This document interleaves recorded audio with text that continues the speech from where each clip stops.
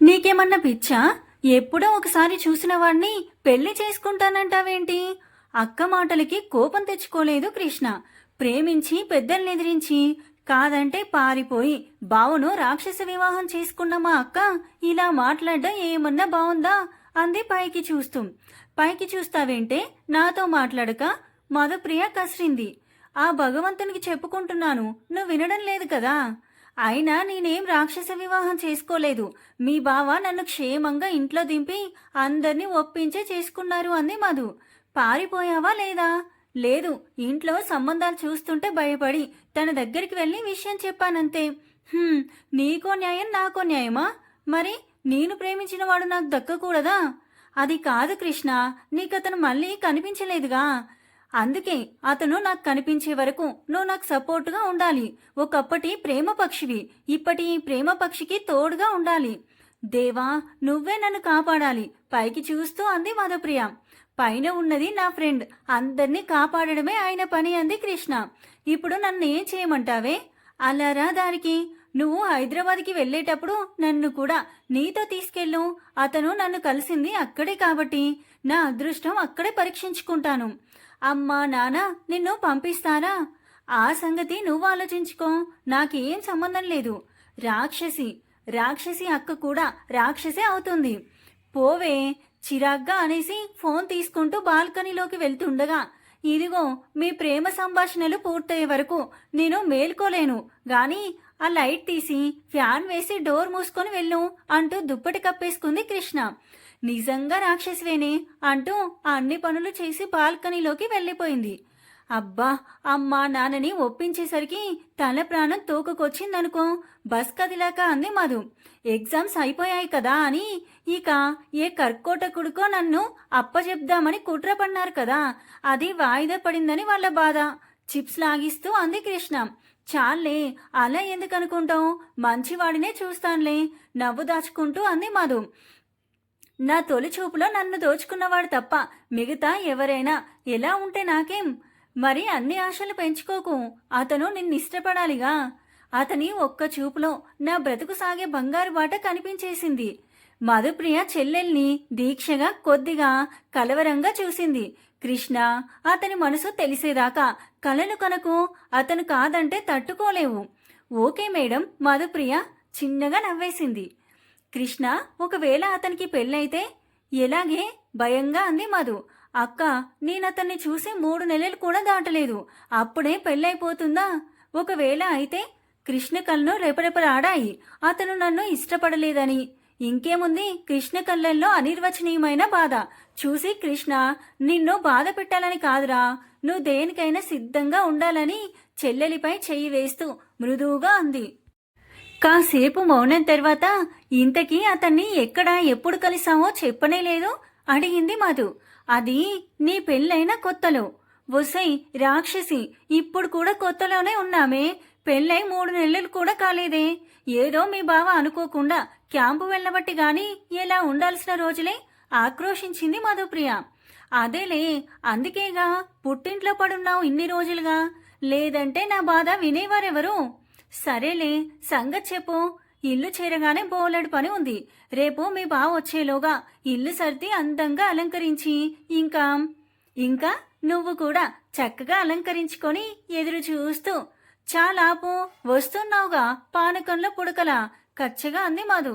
పోతాలేమ్మా, నా వాడు దొరకగానే నీ ఇంటి వైపు వస్తే డైరీ మిల్క్తో కొట్టు. అక్కడ కూడా చాక్లెట్ కావాలా? సరే, విషయానికి రా. అదే, నీ పెళ్లి కాగానే నేను నీతో పాటు వచ్చానుగా. ఆ మరుసటి రోజు ఉదయం ఇంటి నిండా బంధువులు, రకరకాల కార్యక్రమాలు. ఆ గందరగోళం, అన్ని రోజుల అలసట కాస్త ఏకాంతం కావాలి అనిపించింది. నా అదృష్టం, మనతో పాటు అత్తే వచ్చింది. తను నిన్ను అంటి పెట్టుకుని ఉంది. నీకేం ఇబ్బంది లేదు. అందుకని బ్రేక్ఫాస్ట్ కాగానే మా ఫ్రెండ్ని కలిసి వస్తానని అత్తయ్యకి చెప్పి బయటపడ్డాను. అవును, నీ కోసం అడిగితే అత్తయ్య చెప్పింది. నిజమే, గుర్తు చేసుకుంటూ అంది మధు. తిన్నగా బయటికొచ్చేశాను. ఇంటర్ అక్కడే చదివాను కాబట్టి సిటీ ఐడియా ఉంది. ఎక్కడికి వెళ్ళాలని ఆలోచిస్తూ నడుస్తున్నాను. మెయిన్ రోడ్ చేరుకోవాలంటే మన ఇంటి నుంచి కొంత దూరం నడవాలి. అలాగే ఓ పక్కగా నడుస్తుండగా ఇంతలో ఒక ఇంట్లో నుంచి ఒక బంతి వచ్చి నా ముందు పడి దారి మధ్యలోకి వెళ్ళిపోయింది. అంతే, వేగంగా ఒక పాప పరుగులు పెడుతూ వచ్చి బంతి వైపు వెళ్ళింది. ఇంతలోనే ఒక బైక్ వేగంగా వస్తుండడం చూసి నేను ఒక్క పరుగులో వెళ్లి పాపను గట్టిగా పట్టి లాగేలోగా బైకు దగ్గరికొచ్చేయడంతో నేను పాపను చుట్టేసి నేల మీదికి వంగిపోయాను. బైక్ సడన్ గా బ్రేక్తో ఆగిపోయింది. ఒక్క క్షణం తర్వాత ప్రమాదం తప్పిందని అర్థమై దడదడలాడుతున్న హృదయంతో మెల్లిగా తలెత్తి చూశాను. దగ్గరగా ఆగిన బైక్ పై ఆందోళనగా చూస్తున్న అతను కనిపించాడు. అతను బైక్ దిగి దగ్గరగా వచ్చి చేయందిస్తూ ఆర్ యు ఓకే అని అడిగాడు. నేనా చేతిని అందుకోకుండా మెల్లిగా లేచి పాపను సరిగ్గా నిలబెట్టాను. పాప భయంతో నన్ను హత్తుకుపోయి ఉంది. మేం క్షేమంగా ఉన్నామని అర్థమైన అతని కళ్ళల్లో ఆందోళన స్థానంలో కోపం కదలాడింది. అతను నాతో విసురుగా ఏదో అనబోతుండగా ఆ పిల్ల తల్లి ఇంట్లో నుంచి వేగంగా పరిగెత్తుకొచ్చి పాపా అంటూ పాపను నా నుంచి తీసుకొని హృదయానికి అత్తుకుంది.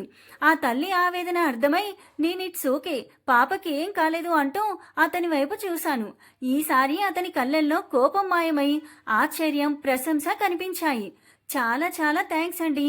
తల్లి కళ్ళల్లో నీళ్లు తిరుగుతున్నాయి. పర్వాలేదు, అతను టైంకి బైక్ ఆపకపోతే మాత్రం కొంచెం ప్రమాదమే జరిగేదేమో అన్నాను. ఆమె అతని వైపు తిరిగి చేతులు జోడించబోయింది. రిలాక్స్, అదృష్టం, పాపకేం కాలేదు. ఇకనైనా కొంచెం జాగ్రత్తగా ఉండండి ప్లీజ్. అతని ఆమెకి రిక్వెస్టింగ్ గా చెప్తుంటే నేను అతని వైపే చూస్తున్నాను. వెళ్ళండి, పాప గాయాలకి మెడిసిన్ రాయండి అన్నాడతను. ఆమె నన్ను కూడా వచ్చి మందు రాసుకోమంది. థ్యాంక్ యూ, మా ఇల్లు ఈ పక్కనే, మీరు వెళ్ళండి అన్నాను. ఆమె మరోసారి మా ఇద్దరికి థ్యాంక్స్ చెప్పి వెళ్ళిపోయింది. చుట్టూ మూగిన జనాలు పల్చబడ్డారు. అతను నా వైపు తిరిగాడు. మా ఇద్దరి కళ్ళు కలుసుకున్నాయి. ఏమైందో గాని కొన్ని క్షణాలు గడిచినా మా కళ్ళు విడిపోలేదు.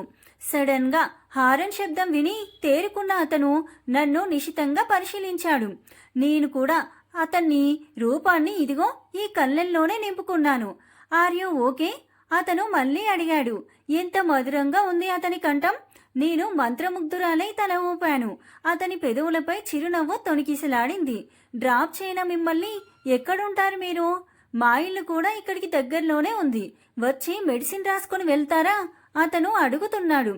ఆహా వద్దు, ఐఎమ్ ఓకే, ఈ పక్కనే, నేను వెళ్ళగలను అన్నాను. Are you sure? ఎస్ అన్నాను గునిగినట్టు. అతను నా కళ్ళల్లోకి సూటిగా చూసి నవ్వుతూ మరి నేను వెళ్ళనా వినయంగా అడిగాడు.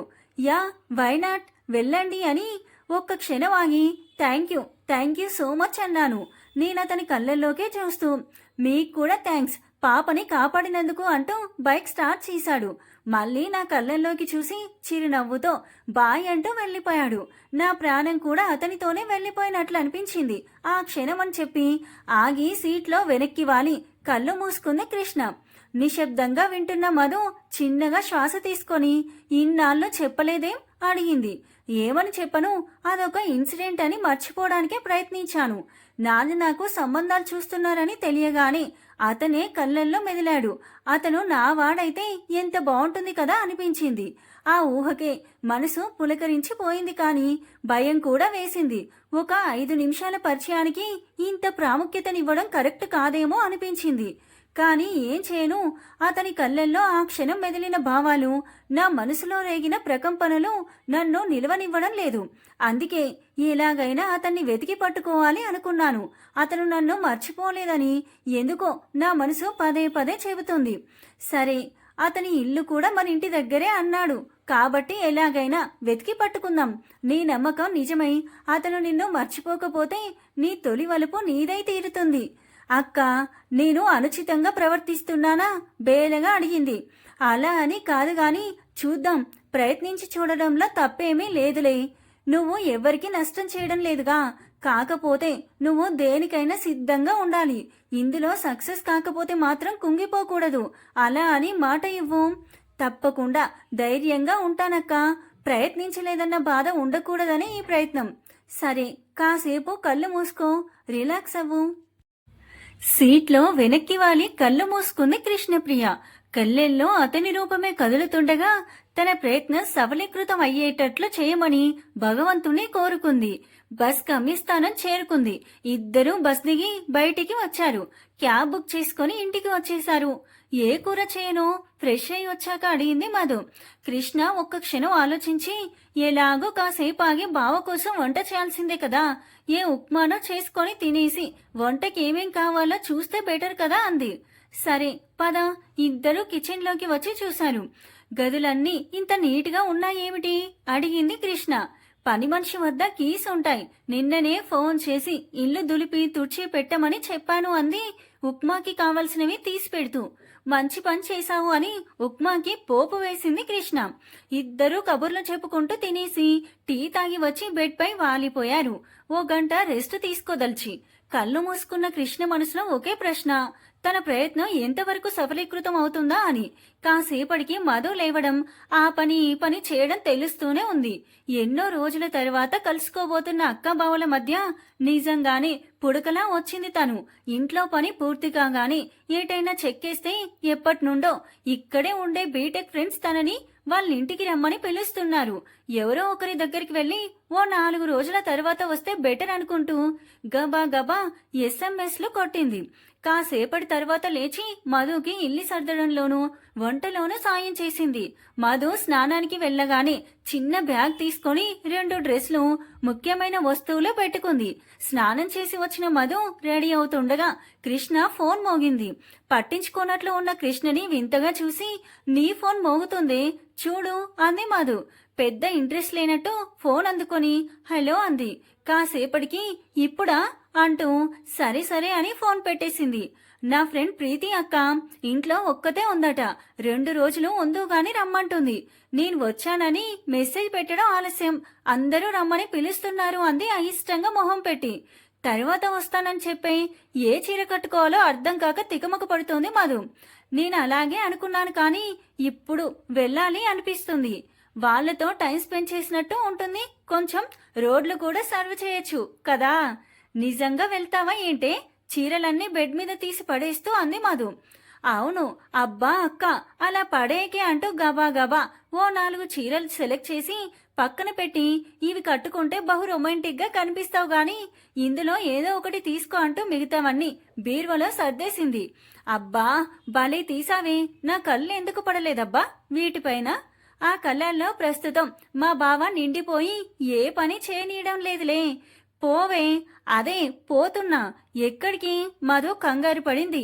చెప్పాగా ప్రీతి రమ్మందని, నువ్వెలాగూ బావతో బిజీగా ఉంటావు. నేను నా ఫ్రెండ్స్తో కలిసి నా ప్రియ దేవత అన్వేషణ చేసుకుంటాను. నిజంగా అంటున్నావా? ఈసారి తెల్లబోయింది మధు. అంతలో ఫోన్ మోగింది. ఇదిగో ప్రీతి ఫోన్ చేస్తుంది, బయలుదేరావా లేదా అని. వస్తానక్క ఆల్ ద బెస్ట్ అంటూ లేచి బ్యాగ్ భుజానికి వేసుకుంది. తిన్నగా గుమ్మం వైపు వెళ్లిపోతున్న కృష్ణను చూసి, కృష్ణ ఆగవే ఆర్ద్రతగా పిలిచింది మధు.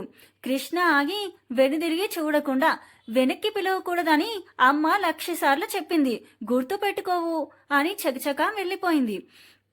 మధు అలాగే చూస్తూ ఉండిపోయింది ఆశ్చర్యంగా. నెమ్మదిగా పక్కగా నడుస్తున్న కృష్ణ కళ్ళెల్లో ఆనాటి సన్నివేశమే మెదులుతోంది. అలా నడుస్తూ వచ్చి పాప ఇంటి ముందుకొచ్చి ఆగిపోయింది. తలుపులు వేసి ఉన్నాయి. పాప ఎలా ఉందో అనుకుంటూ ముందుకు కదిలింది. ఒక్క క్షణం కృష్ణ అలాగే అక్కడే నిలబడి ఉంటే ఆమె తొలివలుపు కాడు ఆమెకి అప్పుడే కనిపించి ఉండేవాడేమో. ఆమె అన్వేషణ ప్రారంభమవుతూనే ముగిసేది బహుశా. రోడ్డు మీదకొచ్చిన కృష్ణ అప్పటికే బుక్ చేసుకున్న క్యాబ్ రాగానే ఎక్కి కూర్చుంది. ప్రీతి వాళ్ళ ఇంటి ముందు క్యాబ్లో నుంచి దిగుతుండగానే ప్రీతి పరిగెత్తుకొచ్చి గట్టిగా కౌగిలించుకుంది. అబ్బా ఆగవే, నేనేం నీ మనోని కాదు, అంతకంటే ఎక్కువే, పద పద అంటూ లోనికి లాక్కుపోయింది. ముందు ఆకలిగా ఉంది, ఏమైనా ఉన్నాయా తినడానికి? హడావిడిలో ఏమీ తినని కృష్ణ అడిగింది. ఓ నీకిష్టమైనవన్నీ ఉన్నాయి, రారా. బ్యాగ్ పక్కన పెట్టి చేతులు కడుక్కొని వచ్చి డైనింగ్ టేబుల్ వద్దకు వచ్చింది కృష్ణ. గబగబా తిని కాఫీ తాగే వరకు మాట్లాడలేదు. ఏంటా బకాసురి, కొంచెం మెల్లిగా పొరపోతది అని వారిస్తూనే ఉంది ప్రీతి. తర్వాత ఇద్దరు హాల్లోకి వచ్చి కూర్చున్నారు ఇద్దరు. అక్క బావ ఎలా ఉన్నారు? అక్క బావుంది, బావ ఇవాళే క్యాంపు నుండి వస్తున్నారు. వచ్చేసి మంచి పనే చేశావులే, చాలా రోజులకు కలుసుకుంటున్నారు కదా వాళ్ళు. మరేం, కాసేపు ఆ కబురు ఈ కబురు అయ్యాక నీ మను గురించి చెప్పు అడిగింది కృష్ణ. ఏముంది, ఉద్యోగ ప్రయత్నాల్లో ఉన్నాడు, పెళ్లి మాట ఎత్తితే అంత దూరం పోతాడు. మా అమ్మకేమో వాడే అల్లుడు కావాలని పిచ్చి కోరిక. నీకు ఇష్టమే కదా మీ బావంటే. ఇష్టమంటే ఏమోనే, మా పెద్దలు చెప్పి చెప్పి నా బుర్ర తిన్నారు. కానీ వాడి అందం, ఆ టీవీ, వాడికి ఎంత ఫోర్స్ అనుకున్నావు? మా ప్రీతికేం తక్కువ, నువ్వు ఫోర్స్ కొట్టు. అది రాకనే ఈ 2 రకాల ఆలోచనలు. నాకు వాడంటే ఇష్టమా, వాడికి నేనంటే ఇష్టమా కాదా? కానీ వాడి వెంట పడి ఈ విషయాలు తేల్చుకోవడం నాకు ఇష్టం లేదు. కృష్ణ ఆలోచనలో పడింది. అసలు తనే నమ్మకంతో అతన్ని వెతకడానికి వచ్చింది. ఏమిటి తన భరోసా? అతని మనసులో వేరే అమ్మాయి ఉంటే? కృష్ణ, ఏమిటా ఆలోచన? నా పరిస్థితి కూడా చీకట్లో బాణం వేయడానికి వచ్చినట్లుంది. ఈ ప్రయత్నాలు మానుకొని వెళ్ళిపోతే కరెక్టేమో కదా? నో నో, అలా అస్సలు అనుకోకు. అసలు నీ సంగతి వేరు. మీ ఇద్దరిది లవ్ ఎట్ ఫస్ట్ సైట్ కదా. అది నాకు, అతనికి అవునో కాదు. నీకు అతని కళ్ళల్లో భావం కొంతైనా అర్థం కానిదే ఇంత దూరం ధైర్యం చేయగలవా? ఏదో నమ్మకంతోనే కదా ప్రయత్నిస్తున్నావు. సక్సెస్ కాకపోతే మూవ్ ఆన్ అవుతావు కదూ? ఆర్దుడుగా అడుగుతున్న ప్రీతిని చూస్తే అచ్చం అలాగే అడిగిన అక్క గుర్తొచ్చి, లేకపోతే విషాద గీతాలు పాడుతానా ఏంటి? తేలికగా అనే ప్రయత్నం చేసింది. గుడ్. ఆంటీ అంకుల్ ఎక్కడికెళ్లారు? అసలు పెళ్లికి వెళ్లారు. నేనైతే కరెక్ట్ టైంలో వచ్చాను కదూ? అవును, కానీ నువ్వు రాకపోయినా నేను పిలుద్దును. ఒకరి బుర్ర ఒకరు తినాలి కదా. నవ్వుకున్నారు ఇద్దరు. మరుసటి రోజు ఉదయం 6 గంటలకి మెలకు వచ్చినా కూడా కృష్ణ బెడ్ పైనే ఉండి అటూ ఇటూ తొర్లుతోంది. బ్రేక్ఫాస్ట్ అయినాక తమ స్ట్రీట్కే వెళ్ళాలి. అతని ఇల్లు అక్కడికి దగ్గరే అన్నాడు కాబట్టి కనిపించినా కనిపించవచ్చు. ఇది నిజంగా చీకట్లో బాణం వేయడమే. కృష్ణ నిట్టూర్పు విడిచి అటు తిరిగింది. అంతలో ఫోన్ మోగిన శబ్దం వినబడింది. పక్క బెడ్ పైన ఉన్న ప్రీతి ఫోన్ లిఫ్ట్ చేసి తనకు నిద్రాభంగం కలగకూడదని కాబోలు మెల్లిగా మాట్లాడుతుంది. నో వే డాడీ, నేను ఈ రోజు ఇంట్లో ఉండే ప్రసక్తే లేదు. కృష్ణ వచ్చింది కదా, మాకు అర్జెంట్ పనుంది. మీరెంత బ్రతిమిలాడినా వేస్ట్ డాడీ. మను వస్తే తన సేవలకి రామయ్య ఉన్నాడు, లక్ష్మి ఉంది. నేనున్నా లేకపోయినా బావకి ఒకటే. అటు ఆయన మందలిచ్చినట్టున్నారు. సారీ డాడీ, ఓకే డాడీ, డీలాగా అంటూ ఫోన్ పెట్టేసింది. కృష్ణ లేచి కూర్చుంది. లేచావా? మనం లంచ్ తర్వాత వెళ్దాం. మను వస్తున్నాడంట. ఏదో పని ఉండి తను వచ్చి వెళ్ళాక మనం వెళ్దాం, సరేనా? సరే, తల ఊపింది కృష్ణ. బ్రేక్ఫాస్ట్ చేస్తుండగా మళ్ళీ ఫోన్ వచ్చింది. ఈసారి తల్లి దగ్గర నుంచి. మను కొంచెం ఆలస్యంగా వస్తున్నాడట. ఈతగాడు వస్తున్నాడని నేను నా పనులన్నీ మానుకోవాలి కాబోలు. కసిగా టోస్ట్ కరకరా నమిలింది ప్రీతి. ఏయ్, ఏంటే నీ కోపం? కొంచెం తగ్గు. పోనీ ఒక పని చేద్దాం. నువ్వు ఇంట్లో ఉండి అతనికి అతిథి సత్కారాలు చెయ్యి. ఈ రోజుకి నేను వెళ్ళి వస్తానులే. ఎవరినైనా ఇష్టపడగానే సరిపోదు, ఆ ఇష్టం ప్రదర్శించాలి కూడా. అప్పుడేగా ఎదుటివారికి కూడా మనమంటే ఇష్టం కలిగేది. ఆ ఇష్టంగానే అని నవ్వి, నీలాగనా? కానీ ఒక్కదానివే వెళ్తావా? అడిగింది ప్రీతి. నాకేమిటి భయం? అక్కడే మా అక్క ఇల్లు ఉంది కదా, ఇంకా ఎందుకు భయం? అంతేనా? అసలు మమ్మీ ఫోన్ చేయకపోతే నేను ఖచ్చితంగా వచ్చేదాన్ని. నా ఆటలు డాడీ దగ్గర సాగినట్టు మమ్మీ దగ్గర సాగవు. ఎవరితో ఒకరి భయం ఉండాలి మరి. ఎక్కువగా ఆలోచించకు. హ్యాపీగా మీ బాబుతో కబుర్లు చెప్తూ ఎంజాయ్ చేయి. నేను లంచ్ వరకు వచ్చేస్తాను అంటూ మనసులో, అయినా నేను వెళ్ళినా చేసేదేముంది, నాకే అర్థం కావడం లేదు అనుకుంది. ఎంజాయ్ లేదు, ఏమీ లేదు, తప్పని పరిస్థితి. సరే మరి వెళ్ళిరా, ఎక్కువసేపు ఉండకు. అరగంట తరువాత కృష్ణ తమ వీధికి వచ్చింది. గమ్యం తెలియని కాల్లో తిన్నగా పాప ఇంటి ముందుకు వచ్చి నిలిచాయి. నిన్నటిలానే తలుపులు మూసి ఉన్నాయి.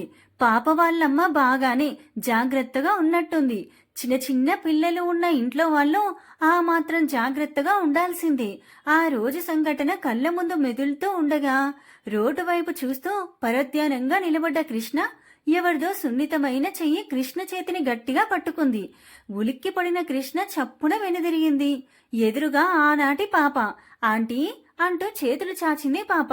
అరే పాప, నీకు నేను గుర్తున్నానా? ఎత్తుకొని హృదయానికి హత్తుకుంది. ఒక్క క్షణం మర్చిపోలేదండి. బయటికి వస్తే చాలు మీరు కనిపిస్తారేమోనని చూస్తూనే ఉంటుంది. వెనకే ఉన్న పాప తల్లి అంది. హలో, బాగున్నారా? బాగున్నామండి, మీ దయ వల్లనే కదా. అలా అనకండి, ఆ భగవంతుని దయ అంతే. నిజమే, రండి లోపలికి. ఈసారి రాకపోతే ఊరుకునేదే లేదు అంది ఆమె. కృష్ణ ఆలోచిస్తుండడంతో రెండాంటీ అంటూ చేయి పట్టి లాగింది పాప. సరే అని వాళ్ళ వెనుకే గేట్ నుంచి లోపలికి వచ్చింది. గేట్ లోపల ఖాళీ స్థలం ఉంది. అక్కడ రకరకాల మొక్కలున్నాయి. ద్వారం దాటగానే విజిటర్స్ రూమ్, అది దాటగానే పెద్ద హాల్లోకి అడుగుపెట్టిన కృష్ణ ఇంటిని పరిశీలించింది. పెద్ద హాల్ చుట్టూ గదులు ఉన్నాయి. కొంచెం తొలగిన కర్టన్ అవతల డైనింగ్ హాల్ ఉన్నట్లు కనిపించింది. ఇల్లు రిచ్గా నీట్గా కనిపించింది. కూర్చోండి అంటూ ఆమె లోనికి వెళ్లి వాటర్ తెచ్చి ఇచ్చింది. థ్యాంక్స్. ఆ తర్వాత మీరెప్పుడూ కనిపించనే లేదేం? మీ ఇల్లు ఇక్కడికి దగ్గరే అన్నారు కదా. ఇది అసలు మా ఊరు కాదు, మా అక్క వాళ్ళది. అప్పుడు పెళ్లికి అక్కతో తోడుగా వచ్చాను. ఏదో పనిపై బయటికి రావడం వల్ల మీరు కలిశారు. ఆ తర్వాత 4 రోజులకు వెళ్ళిపోయాను. ఇప్పుడు కూడా అక్క దగ్గరికే వచ్చాను. అలాగా, ఇప్పుడే వస్తాను. పాప వాళ్ళమ్మ సరిత లోనికి వెళ్ళింది. ఏం పేరమ్మా నీది? తనను అంటుకొని కూర్చున్న పాపని ఆత్మీయంగా అడిగింది. ధృతి ఆంటీ. ఎంత చక్కటి పేరు. నీ పేరేంటి ఆంటీ? నా పేరు కృష్ణప్రియరా. అంతలో సరిత కాఫీ తెచ్చి కృష్ణకిచ్చింది. మమ్మీ, అంకుల్ పేరు కూడా ఇదే కదా? ఏ అంకుల్? ఆశ్చర్యంగా అడిగింది కృష్ణ. అదే కృష్ణప్రియ గారు.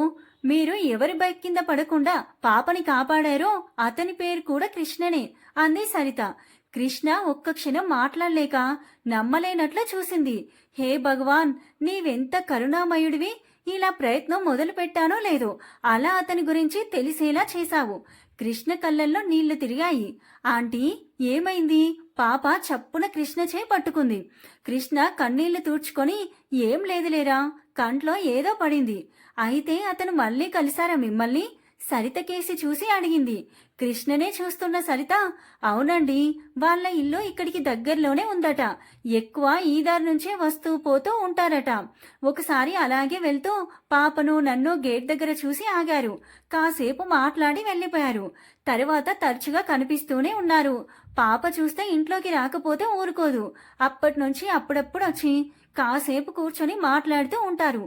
నిన్న కూడా ఈ టైంలోనే వచ్చి వెళ్లారు. అవునా? కృష్ణ హృదయం దడదడలాడింది. తను నిన్న అదే సమయానికి ఇక్కడికొచ్చి కాసేపు నిలబడి వెళ్లడం గుర్తొచ్చింది. అయితే లోపల అతను, బయటే తను. అంత చేరువుగా వచ్చారా తామిద్దరూ? కృష్ణ హృదయం భావోద్వేగంతో ఎగిసిపడింది. కృష్ణప్రియ, మీరు ఓకేనా? మళ్ళీ ఆలోచనలో పడ్డ కృష్ణను కుదిపి ఉలిక్కిపడ్డ కృష్ణ చప్పున తేరుకొని నవ్వుతూ, కృష్ణ అని పిలవండి, నన్ను అందరూ అలాగే పిలుస్తారు అంది. అటు కృష్ణ ఇటు కృష్ణ కన్ఫ్యూజన్. పోనీ మిమ్మల్ని ప్రియా అని పిలుస్తాను, పర్వాలేదా? మీ ఇష్టం, మీరెలా పిలిచినా పలుకుతాను. మనసంతా ఎలాగో ఉన్న కృష్ణ అన్యమనస్కంగా అంది. సరిత ఒక్క క్షణం ఆమెని తదేకంగా చూసింది. అతని గురించి వింటూనే కృష్ణ ఎలాగో అవడం ఆమె దృష్టిని దాటిపోలేదు. అయితే అతని ఇల్లు ఇక్కడికి దగ్గరేనటనా అడిగింది కృష్ణ మొహమాట పడుతూనే. సరిత సూటిగా చూడడంతో కృష్ణ తరబడి, ఊరికే అడుగుతున్నాను అంది కలవరంగా. సరిత నవ్వేసి దగ్గరే అని చెప్పాడు. మీరు వెళ్ళారా ఎప్పుడైనా? వద్దనుకుంటూనే అడిగింది కృష్ణ. రమ్మని కృష్ణ అంటూనే ఉన్నాడు కానీ అవకాశం అవసరం రాలేదు అని నవ్వుతూ కృష్ణ మొహంలోకి చూసి, మనిద్దరం కలిసి వెళ్ళొచ్చు, వెళ్దామా ఒకసారి అడిగింది సరిత.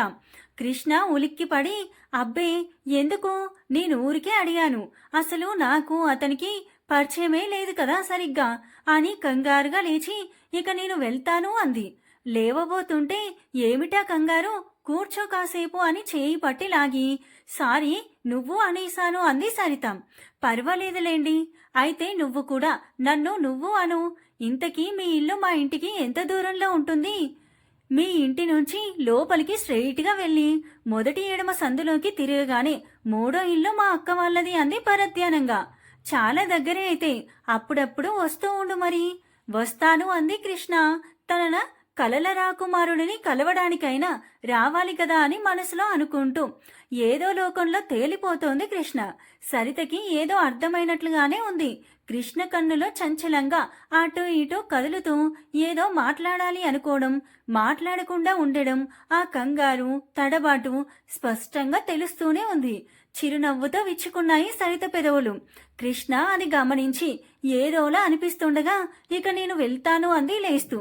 సరే మళ్ళీ వస్తావుగా అంది సరిత.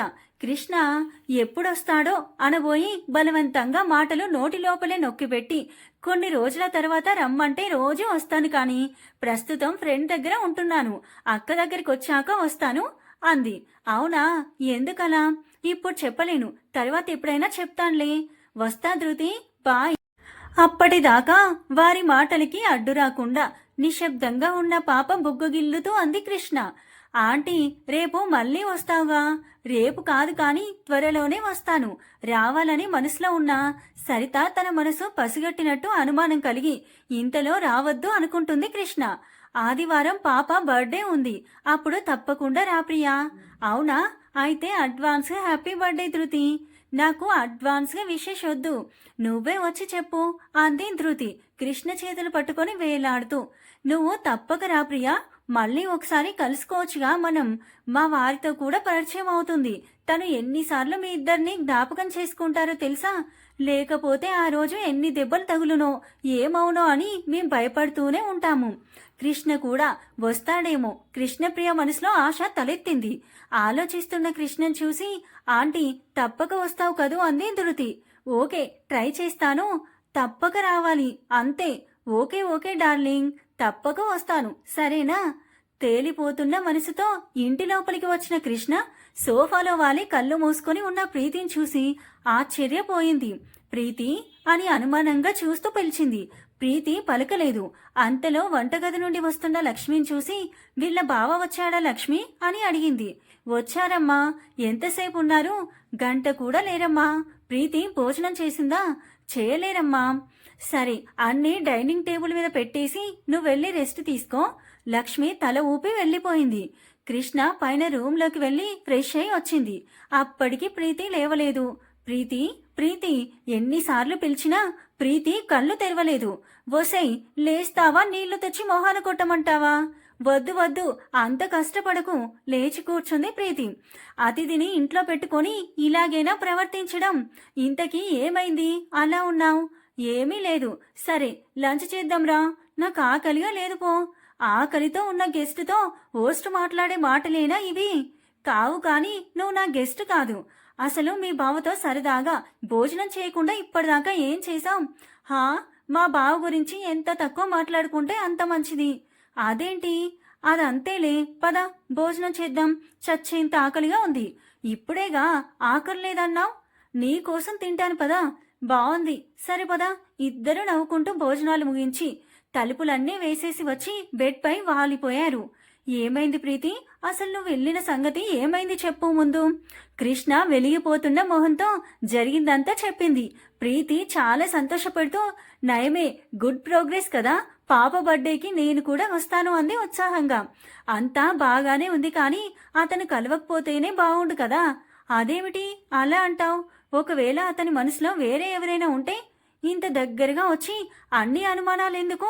ఒకవేళ ఉంటే గింటే హాయితో పాటు బాయ్ కూడా చెప్పేసి వస్తాం. ముందు అనుకున్నదే కదా, దేనికైనా సిద్ధంగా ఉండాలని. 50-50 ఛాన్సెస్, అంతే కదా. అవుననుకో, కానీ ఏమిటో భయంగా ఉంది. సరేలే, నీ సంగతి చెప్పు. మీ బావతో సరదాగా కాలక్షేపం అయిందా? నా తలకాయ కాలక్షేపం. నేను వెయిట్ చేయగా ఎప్పుడో వచ్చాడు. వచ్చి రాగానే హాయ్ అంటూ తనకో రూమ్ ఉంది ఇక్కడ, అందులో దూరి గంట దాకా బయటికి రాలేదు. తర్వాత వచ్చి బాయ్ చెప్పి వెళ్ళిపోయాడు. అంతేనా? అంతే మరి. అసలు మను మొదటి నుంచి అంతే. అందరితో మాట్లాడినట్టు నాతో మాట్లాడతాడు. అప్పట్లో కబుర్లు చెప్పేవాడు. ఈ మధ్య అది లేదు. అసలు ఇవాళ నాకు పెద్ద అనుమానం వచ్చింది. ఎప్పుడు వాడే నీ భర్త అని నాకు చెప్పే పెద్దలు ఒక్కసారైనా ఇదిగో ఇదే నీ కాబోయే భార్య అని వాడికి చెప్పి ఉంటారా అని.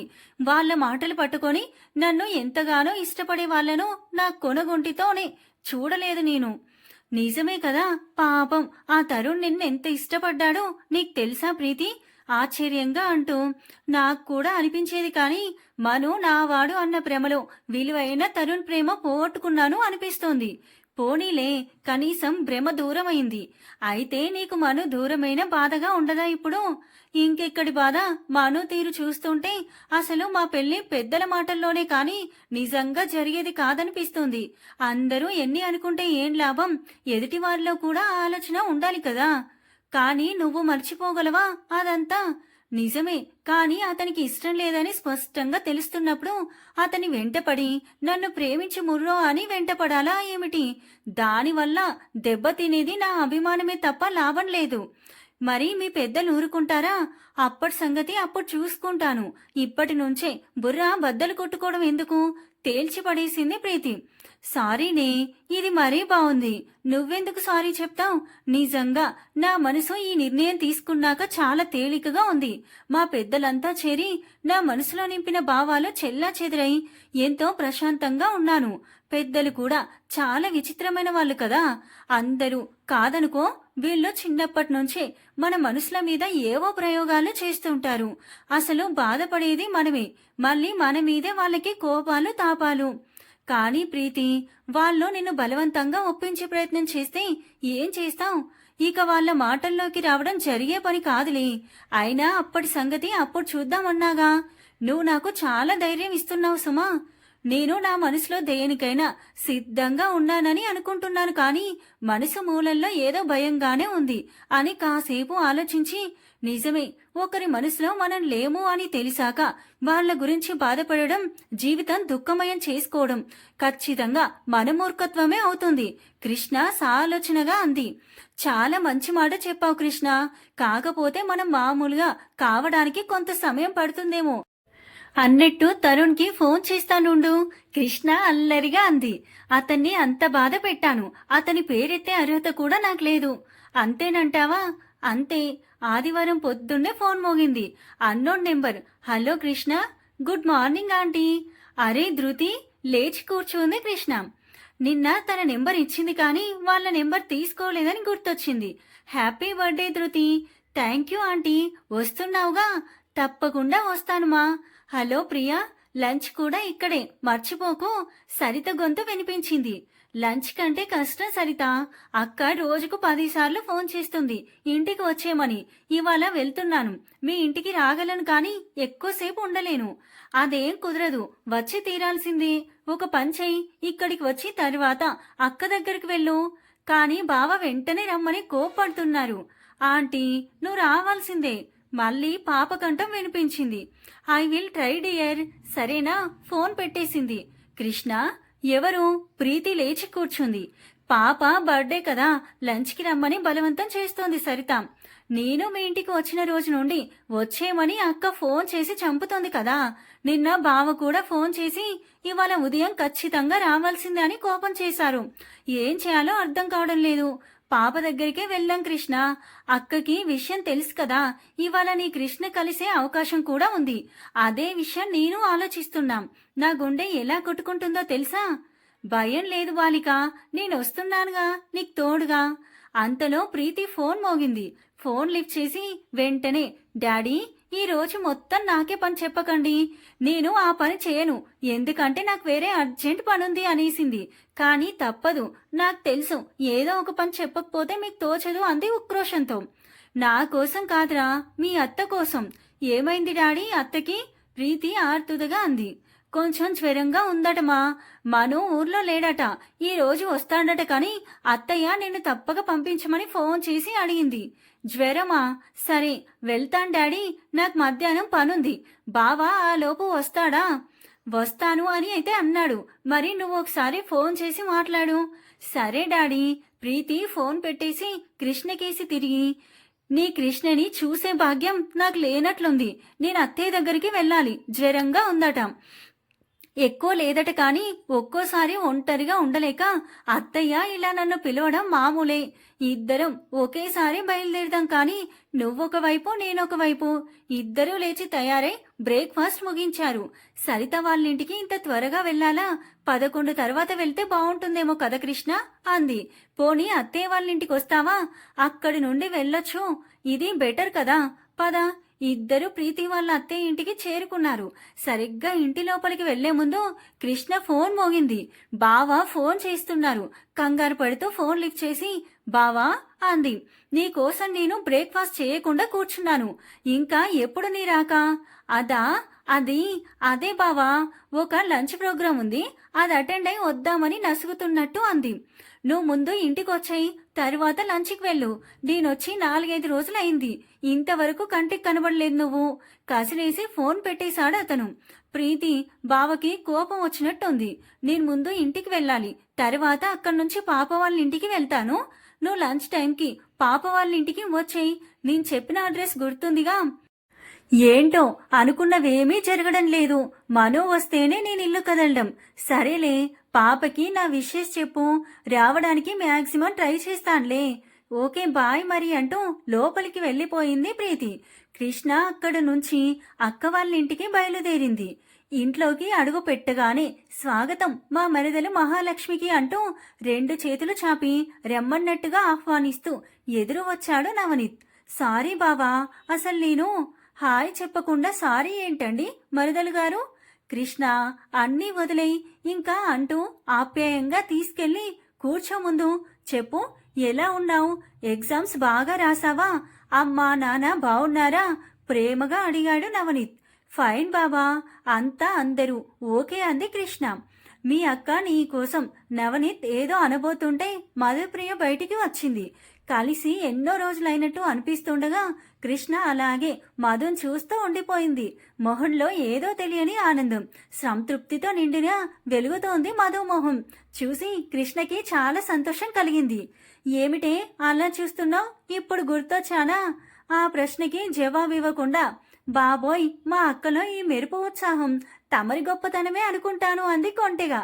నవనీత్ నవ్వేశాడు. పోవే, రాగానే మొదలు పెట్టావు. మీ బావ తినకుండా కూర్చున్నారు, పద. కాఫీ చాలు, నాకు బ్రేక్ఫాస్ట్ చేసేశాను లేస్తూ అంది కృష్ణ. కబుర్ల మధ్య బ్రేక్ఫాస్ట్ ముగిసింది. ఆ తర్వాత కూడా కబుర్లతోనే కాలం గడిచిపోయింది. 12 కావస్తుండగా బావా మరి నేను వెళ్ళిరానా అని అడిగింది. ఓకే మై డియర్, డ్రాప్ చేస్తాను పదా. వద్దు బావా, ఇక్కడికి దగ్గరేలే, 5 నిమిషాల నడక. ఎండగా ఉంది కదరా. పర్వాలేదు బావా, బాయ్ అక్క అంటూ బయటికొచ్చేసింది. కృష్ణ నెమ్మదిగా సరిత వాళ్ళ ఇంటికి మెల్లిగా నడుస్తూ ఇంటికి చేరుకుంది. ఇంటి ముందు చక్కటి రంగోలి కనిపించింది. ఎంత బాగుంది అనుకుంటూ గేట్ తీసి లోనికి వెళ్ళింది. తలుపులు తీసే ఉన్నాయి. లోపల చాలా మంది కనిపిస్తున్నారు. కాలింగ్ బెల్ నొక్కింది. ఎప్పటి నుంచో ఎదురు చూస్తుందేమో. ధృతి పరిగెత్తుకుంటూ వచ్చి ఆమెను హత్తుకుపోయింది. Happy birthday dear. Thank you aunty. రండి. లోనికొచ్చింది కృష్ణ. కూర్చోండి ఆంటీ. బర్త్డే బేబీకి చాలానే తెలిసే అంటూ కూర్చుంది.